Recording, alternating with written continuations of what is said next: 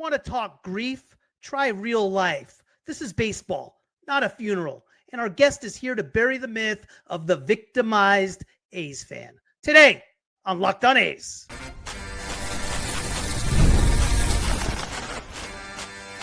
You are Locked On A's, your daily podcast on the Athletics, part of the Locked On Podcast Network. Your team every day. Welcome to Locked On A's, part of the Locked On Podcast Network, now the #1 sports podcast network. My name is Booney, one name, all passion, no sugarcoating. I'm a lifelong A's fan who has spent the past season covering this team every single day. Post-game breakdowns, prospect deep dives, roster decisions, and all the chaos in between. And in the offseason, we are still covering the A's every single day. I don't show up with corporate talking points or highlight reel cliches. I show up with honesty, edge, and the perspective of someone who refuses to let this team be treated like an afterthought. If you want blind optimism, look elsewhere. If you want truth, fire, and a voice that actually cares, welcome to Locked On A's, part of the Locked On Podcast Network. We are your team, your A's, every single day. On today's Locked On A's, Pete Turner is back with us, and he is not offering tissues, just raw truth about fans who can't stop feeding on their own misery. Today, we're drawing the line between those who grow and those who rot. This isn't about geography, it's about maturity. That's a bit later. Some folks can't handle the truth because it rips away their excuses. But today, we are putting that truth right under a spotlight. The victimhood act exposed. The martyr routine retired. The reality is this wasn't some evil corporate heist. It was a slow, obvious collapse that too many people refuse to see. I will talk to Pete about that in just a few minutes. You can call it grief, nostalgia, whatever word helps you sleep at night. But let's be real. It's become a performance. The crying, the finger pointing, the hashtags. It's all theater now. Tonight, we are done handing out tissues for self-inflicted heartbreak. Pete Turner has seen what true heartbreak is, and he is not to whisper comfort. He's here to say what everyone's thinking. It's baseball, not tragedy. And if you are still mourning like it's a funeral, maybe the problem isn't the team. Maybe it's you. Today's episode is brought to you in part by FanDuel. Right now, new customers can bet just $5, and if your bet wins, you will get $300 in bonus bets to use across the app. Download the app today. Pete, how are you, sir? I am great, man. And you're doing such a great job. You know, you've been battling and doing content. I know it's not easy. I do the same kind of thing. And so first thing is hats off to you, man. And everybody else watching, thank you all for watching. Because again, you don't have to do this, but you guys are here. And I've seen the channel grow, man. You're doing great things. Appreciate that, man. Thank you. Thank you. Listen, you recently had a response on social media that really hit me. And I want to read that here in a second. Because during this whole saga, I question myself and I wonder, why the hell do I get so frustrated with regard to the saga? What's going on? And I couldn't put a finger on it until I read your response. And here it is, quote unquote, nobody is punching down on anyone. And that claim is pure nonsense. I'm not losing sleep over people who are upset because they got their grand plan collapsed. They got outmaneuvered. They got exposed, and sympathy isn't owed to them. I know plenty of A's fans who will still show up in Sacramento and Vegas. I know some who need time and might circle back. I know others who disagree with me completely on the A's, and we still get along just fine. Grieving? Wait until real life hands you something worth grieving. I love the Bay. I love the city. But there's a segment of fans acting deluded, childish, irrational. Or treating John Fisher like the root of every problem they have ever had. And anyone throwing out phrases like, we were abused, needs a reality check. It's baseball. And honestly, who actually wants to be pitied? Pete, I think your response was dead on. And can you expand a little bit on your feelings with regard to this move? Because you have put everything kind of in perspective. Yeah. Well, it's one thing to be upset, and I don't mind that. I went through my own time, like when I realized a while back that this wasn't going to happen, and I just accepted it. It takes time. I get it, and you get to be upset. Like, nobody cares. Someone's brother died today. Someone else killed themselves today. These are real life things. This is baseball. So yeah, the team is leaving. You can choose to follow them again. You can go follow the Giants. You can go build a boat. Whatever you want to do. Just live your life. Live your life. And when things get pointed out to you about the fact that this is not John Fisher's fault, if anything, he's got a chance to be the greatest A's owner ever because he's the owner right now and look at the Sure. opportunity ahead of him. Maybe it won't happen, right? But the A's are in a better position now than they were a little while ago. If you're not down with that, cool. But there are a lot of people that got their hands dirty, causing the A's to leave in one way or another. Will Clark hit a single off Mitch Williams, and that kind of continued to balance the fight between the Giants and the A's. Those guys were in a battle off the field and on the field. There's a lot of nails in the A's coffin. It's a coffin of nails, is what I always say about that. So to pick one guy at the very end, and yeah, listen, the people that are hurt the most about this, that are dishonest about this and delusional, I say that on purpose. Like, yeah, he took over in 2016. He was the silent owner, right? But Lou Wolf, he was running that team. And so did Yeah. Fisher have some influence? Yeah, but you're picking him and you're ignoring Lou Wolf completely, who had been there since the 90s? Come on. No, I'm not going to take that seriously. You're just picking one guy. And then, by the way, never pointed the finger at ourselves.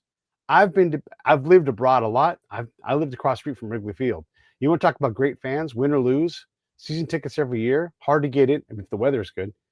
Yeah, those are great fans. I've seen what happens in the Midwest when college teams play and how passionate they are. We don't do that in the Bay. I'm sorry, we don't.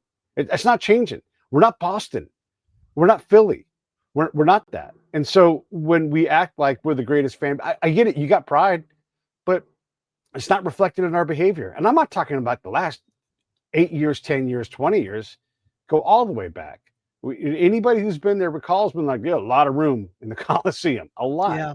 Yeah. And you can't expect a team to do things that involve money when every owner I saw was like, man, there's no money here. We're trying to make money. We're trying to figure this out. If we can get more revenue, they were constantly on about that. And not in a way that I'm like, it's a mustache twisting type guy. Like, read the articles, go back. These guys aren't flush. And when they quit, they're all like, oh my God, I can't take it anymore. Shot left saying, I can't do it. I did it for 10 years. It's all I Yep. can do. I couldn't fix it.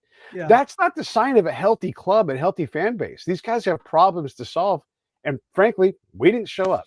So it's a lot of things, right? It's not just the fans. And certainly it's not just City of Oakland, but those things all come together. You remember like the whole Stadium City project that zero people showed up for? That's Yeah. a failure, right? That's the kind of energy that the community had. And I'm always clear about this. There are the fans that did a great job, but there's not enough of them. And then there's the demos, all the people. Sure. We weren't interested in an A's team. Yeah. You didn't vote for. And let me point this out too. In the Bay, also, when the Giants got their stadium cleared through on a measure, the Niners had a stadium cleared on that same measure. They didn't get their stadium. They had to leave San Francisco a long time later to get their stadium. There's a lot of problems. It's not just John Fisher. It's never going to be just John Fisher. And so when people bring that mess to me, I'm not about that. No, I agree with you, Pete. I think the sob story has expired, man. Fans can't heal by clinging on to the outrage or rewriting history. The move happened, the ownership won, and the pity act doesn't change it. The real lesson here, man, you can't rebuild a fan base on tears. And there's been a lot of tears, only on truth, grit, and acceptance. And coming up next, I want to talk about no excuses, no filters. The truth is on the table, and it's not pretty. Pete, I want you to break down why some A's fans, in your words, maybe got played, kept coming back for more, and possibly still don't get it. Up next.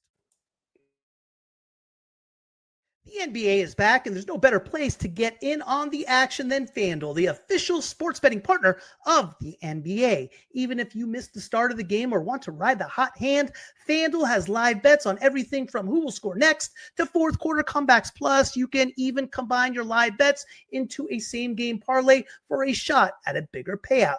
It keeps every game exciting, especially when your team's making that late push. Right now, FanDuel is giving new customers $300 in bonus bets when your first $5 bet wins. So head to FanDuel.com to sign up and play your game with FanDuel, the official sports betting partner of the NBA. Thank you for making Locked On A's part of your everyday routine and your first listen. And thank you for making Locked On the #1 sports podcast network. If you are not yet an everydayer, please hit that subscribe button. We are free and available on all platforms, including YouTube.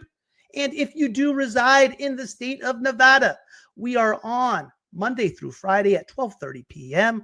on Silver State Sports and Entertainment, Digital Channel 5.2, and Cox Cable Channel 77. Pete, did the A's fan base get played, and are they continuing to get played, and are they allowing it? Yeah, of course. Of course. We've debunked several stories on my show. And I bring in reporters who are outside, and when I asked one of them, I said, "What are your thoughts on Jason Burke?" He's like, "Oh, that SI blogger, that guy's terrible." Yeah. So a lot of these folks aren't professional, and then they'll circularly report the other report that's been debunked. Like the thing about the tool shed. There's no tool shed. Yeah. There's tinted space is a normal thing. Any Right. reporter, sports reporter especially, has been somewhere where there's air-conditioned tinted space, and that's just what you do because it's a temporary space. That kind of stuff, when you feed into that, that's getting exploited. And look, I'm a former spy. I know all about psychological operations. We do that stuff. And when you get people emotionally riled up and going in one direction, you continue to feed that monster as long as it keeps going, and then they just keep selling clicks and keep selling attention. That's absolutely part of what's happening here. Like they rented 2 backhoes, for the groundbreaking. So what if they did? That kind of stuff happens all the time. And by the way, they were doing construction on that site. Maybe they just took existing gear. It's all rented gear, all of it. There's been construction going on forever. I'm one of the ones that broke the whole thing. Like, hey, construction's begun. They've Right. got construction drills. Did anybody pick that up from the San Francisco Bay media? No. Right. Did I get calls from the Las Vegas media? Yes. And they're like, who's your source? What did happen? And I did that back channel. But yeah, construction drills, I knew about that. Gosh, I don't know, late February, early March timeframe. Sure. Right. And so when people are like, well, construction hasn't begun, I'm like, has it? I don't know. I mean, why would you rent construction drills if it's Sure. not? You got to dig for piles. At some point, you start doing something that's not prep. So all of that news that actually was coming out was rejected as being ridiculous. You've done tremendous work on the financial side, and nobody will go to your stuff if they don't agree with that. And then they just Sure. go to the name calling. So when you jump to name calling and you won't do the work, look, Yeah. you don't got to trust me. And I say it's all, you don't got to trust me, but look at that stadium. And everything I've said about it has been correct. I'm not the world's expert on stuff, but I know how to build sources. Sure. And so if you're not able to see that, that's when the delusion comes in, and you get these fantasies about what Lacobe is going to do and all these other things. All of that is them getting played and losing their minds, literally and they have Losing their no mind. rationality. They have no, look, if you can't accept these things, that's fine. Go do something else because it's making you sick. The A's are going to build a stadium. I don't care if you care about how they're paying for it. It's getting paid for. That's it. That's it. That's done. What's the whole point of this? And are we really going to undermine the credibility of Las Vegas union workers, steel workers, all these folks that do this stuff professionally, all these banks that put their name online, all the surety bonds that have been written now? All of these people are somehow being bamboozled by one guy? No, come on. That's people getting played. And the fact that they can't get out of that trap, the fact that they can't say, you know what? It's either their ego or they can't admit that, hey, actually, John Fisher wasn't the main problem. It turns out he just needed to get away, get a good business partner, and go see what happens. That's the part, Booney, that I can't. I just won't let them put that nonsense out, especially at the expense of this great young team. The obsession on wanting to see Vegas fail is something that confuses me. a bit Yeah. based on just absolute nothing that we hear and see. They completely want to see the failure of the franchise. They don't want to see the stadium built. They're not going back to Oakland. They've used words such as grief and tragedy and crying Right. and tears and give us time. For somebody that's seeing true grief, true tragedy, how do you take that? How do you look at some of those words? Is it just kind of a whatever, or is it just what I feel is just a sense that people just don't have a grip on reality? Yeah, especially the people that are, they just, when you have to ask for empathy, sorry, you're not going to get any of it. Yeah, you're going to get the opposite. The way that group behaves, their insults, their childish things, they don't deserve anything. Now, look, that's not everybody. And some of those guys, I will say I probably unfairly sweep some of them into that group. But you have to be an adult at some point. This is a game. And if you're sad that your team left, that's a you problem. That's not a me problem. If you're sad that they left and you're mad at John Fisher, that again is a you problem because he's out there building the stadium. And the A's have always built winners. It's always, always, always been. They've been a great team at building winners. If they don't win good enough for you, that's a you problem. Don't ask me for your. I don't have time for that. No, but no adult does. I got people that are dying in my life. I got friends I got to look after. I got plenty of things to take care of, and everybody else does too. You're not special. You're not a victim. You're a baseball fan, and apparently you're not a very hardy one. So go do something you can withstand. Go ride a horse, whatever it is. Do something else because baseball apparently is too hard for you. At the end of the day, it's sports. It is baseball. But as far as when the A's left, and I really didn't do my homework at the time, was I pissed at Fisher? Did I hate Fisher? Did I hate the whole idea? Yeah, I did. It was something that was bothersome to me, and I felt like the team got stolen, and I didn't look past the headlines until you really dig in. One of the things I figured out about the Bay is it's so nice. There's so many things you can do instead of going to a baseball game. And honestly, as accessible as the Oakland Coliseum is, who from Marin is going to go on the Richmond San Rafael Bridge to go to an A's game? It's just not going to happen. So just geographically, a lot of the Bay is just not available. And with traffic and everything else, it's unless you're close to a bar, all of a sudden it's like, yeah, it's going to be a little hard. And it was super hard to get to Candlestick, and so folks didn't go. As soon as Candlestick was gone and Pac Bell at the time opened, man, the Giants roared. Corporate sponsors showed up. The A's never had that kind of corporate sponsor backing. So there's all these things that go into this whole mix. And so when folks talk about how they are the ones that are hurt by this, every time the A's sold, they sold for below market rate Yeah. because they were struggling. They were a mess. When the Cardinals sold right around the same time, worth way more money, and yeah, they won more, but Booney, that's what the exasperating part is folks who have real issues in life. There's folks really trying to figure things out every single day. Don't come crying about baseball. That's just, and I say it, it's soft. Don't be soft. And Bay Area fans, I'm sorry, we're soft. And back in our day when we were young, the Niners would be good, then the Raiders would be good. And we would change our hat. We would change our jacket all the time. And that's great. We had options, right? But it's true, right? And now it's a little less like that, but also a lot of the teams moved around and alliances have changed. But we kind of go where it feels good. That's what we do. And by the way, how many people are building race cars instead of going to baseball games every night of the week? That you go out to Antioch and all those places, man, they got people building race cars everywhere. That's what they do. You got people that do all kinds of other stuff because we have a wonderful place. It's not like Chicago where you're trapped in your house for a lot of the years, right?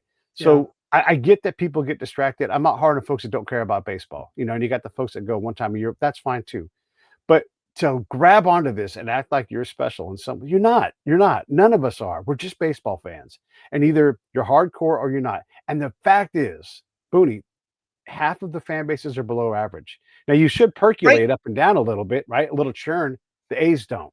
Yeah. And don't brag on 20,000 people at a game. That's not good enough. That's the bottom third. That means it's a bad fan base. I don't know why. 100 reasons why. But and look, the A's have got to do their part. But so do we. We had to do our part. We didn't. Yeah. If we had showed up, be a different story. If we had said, hey, let's build this ballpark back in 92, the Giants would be gone. It'd be the A's, it'd be in the Bay. But we didn't want to do that. All right, well, those choices have consequences. Don't cry about consequences. When you don't want to show up, when you want to protest an owner and they leave, you acted like you didn't want a team. Now you don't have one. I think at the end of the day, Pete, reality doesn't owe you the comfort, right? The A's Right. didn't Yeah. No, not at betray all. the fans. The fans ignored every warning sign until it was too late. You mentioned about the early stadium deals they had to get done. I mean, they've had over 30 years to get this done. Right. The pain isn't the crime. For me, the denial is. And facing the Yeah. hard truth is the first step for anybody to actually grow up. After the fire, who's left standing? Up next, we separate the fans building the future from the ones still clinging to the ashes because the A's are moving on and not everyone's coming with the team. Up next.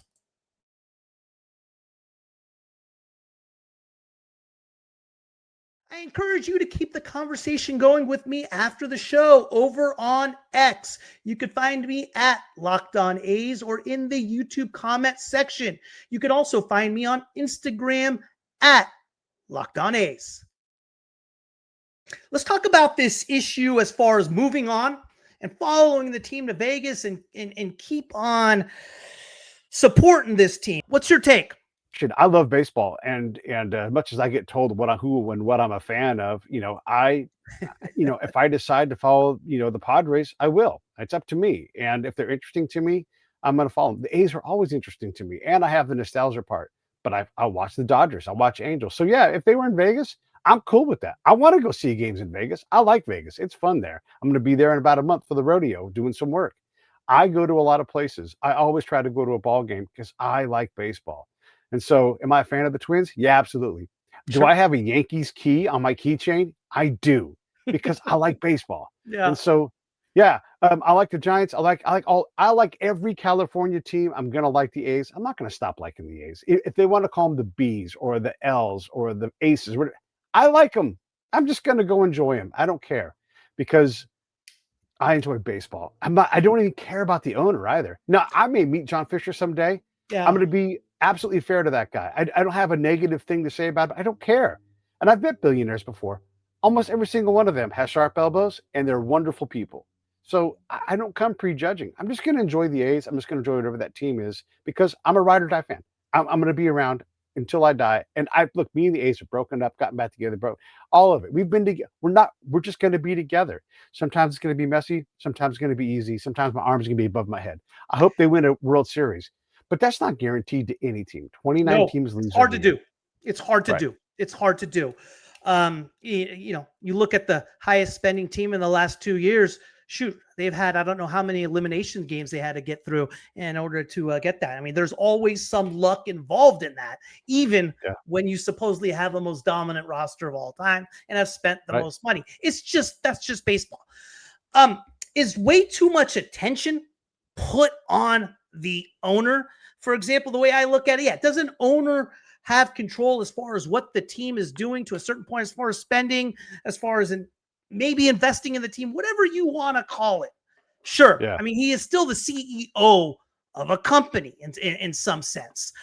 But at the same time, as a lifelong A's fan, I've been pissed off at a lot of the moves he's made, but majority of my time spending the A's is during the summer, right? 95% this summer and whatever players they have on it. And the last time I checked, he's never been on a lineup card, nor has he ever made out a lineup card. And all of a sudden there is just constant daily outrage for this owner who hasn't stepped foot on a field. Yeah. That to me is so not what the point of baseball is. Now, I'll be hard on the A's in that more than ever. And I would say, and this is not a scientific number, but I've tried to figure out what it is. 40% of the game is off the field now. And the Dodgers win. Yes, the Dodgers spend money, but the Mets spend money. And look how many championships they have in the last 40 years. It's not all that good of a record. So you have to compete off the field. And if I ever had the chance to talk to John Fisher or Mark Bedine, which could happen anytime, we're close to having him on the show. I'm going to ask him, like, why aren't you guys just poaching Dodger front office talent? Billy Gasparino keeps the Dodgers farm system hot. Yeah. It's always in the top 10.